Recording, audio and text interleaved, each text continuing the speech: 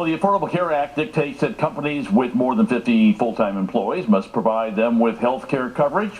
The definition, of course, full-time is 30 hours or more. So many companies are considering, and some have already announced, that they're cutting employee hours to avoid the Obamacare costs. But the fast food industry has an especially tricky decision to make: cut employee hours or pass the cost of Obamacare onto the consumer.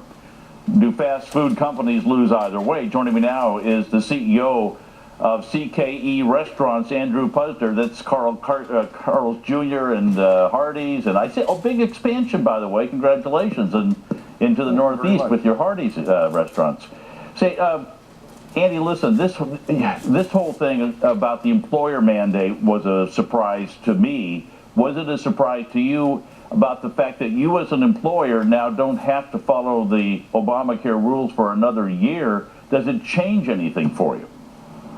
Well, it was a big surprise and a much welcome surprise. I think if you look at the employment numbers for the first half of this year, 97% of the 963,000 jobs created in the United States were part-time, and much of that was employers like our company moving from people who worked over 30 hours or even full-time employees to part-time employees. So the only thing that really changed when they issued the mandate is we informed all of our managers that the clock had been reset, and to the extent that they were taking people to work 32 hours and moving them to 28, that they could stop. And we had another year to try and adjust to the requirements of the Act.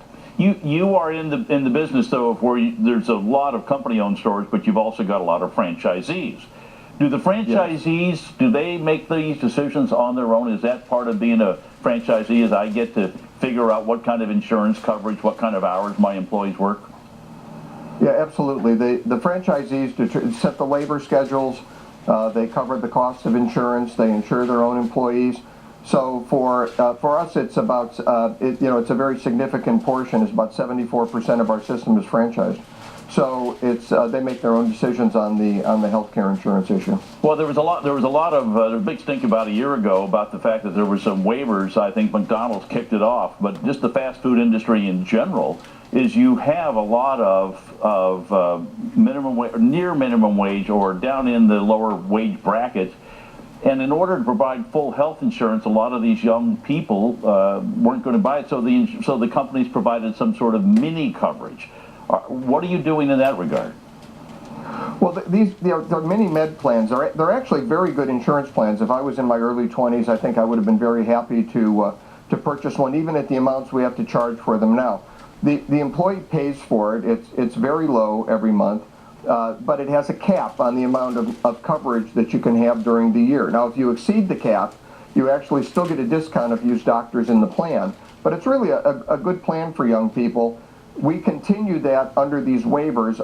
If the waivers hadn't been in place, there would have been no insurance really available for what you would consider crew member people in fast food restaurants. So we kept them in place with the waivers. Under Obamacare, they're illegal. So beginning on January 1st of this year, people that were eligible for those mini med plans will no longer have them available, and we offered them at group rates because we offered them to everybody. But they'll no longer be available, and you'll have to get insurance from one of the exchanges. So even though the employer gets a year delay, these mini med plans are adios on 1/1. Interesting. Yeah, they're gone. They're gone because as you know, with what's going on in Congress right now, the individual mandate was not delayed a year, right. So people still have to buy insurance, right, but they won't have these mini med plans available. You told me one time, I forget how long ago it was, but it wasn't that long ago, you were talking about maybe looking at kiosks. You said that's a possibility that a lot of us, when we go into a fast food restaurant, are going to see a machine, not a person. Well, everybody's looking at that in our industry because obviously with labor costs going up, in California, they just raised the minimum wage to $10 an hour, plus you've got the cost of Obamacare coming in. Look, you'll see more banks with ATMs instead of tellers.